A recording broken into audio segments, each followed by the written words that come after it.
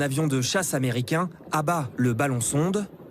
Le FBI est sur le qui-vive, prêt à récupérer dans l'océan, à faible profondeur, les débris qui tombent en chute libre. Les Américains sont sûrs d'une chose. Ce ballon possède des panneaux solaires. On le voit sur cette photo. 3 navires de guerre et leurs plongeurs vont désormais essayer de savoir s'il y avait ou pas des hélices, s'il y a ou pas un certain nombre d'unités qui permettent d'évoluer de manière plus ou moins autonome à ce ballon sonde, et puis surtout les capteurs, les sondeurs.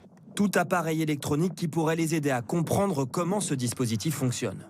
On le sait, ces ballons, en voici un de la NASA, évoluent dans la stratosphère, entre 20 et 100 km de hauteur.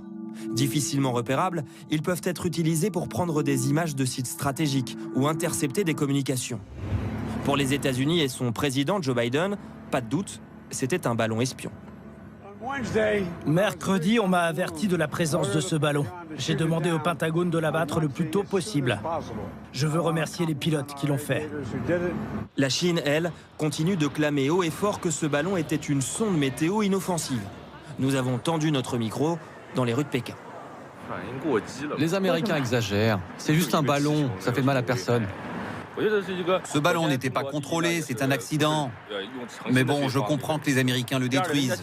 Côté gouvernement, les mots sont beaucoup plus durs. La Chine condamne une réaction excessive des États-Unis et se réserve le droit de répliquer. Un épisode qui ne va pas réchauffer les relations entre les deux puissances. Avant l'affaire du ballon, il y avait déjà l'avenir de Taïwan menacé par la Chine, la question des droits de l'homme, la guerre commerciale, les cyberattaques entre les deux pays. Selon plusieurs observateurs, ce niveau de tension est sans précédent et surtout ne cesse de croître.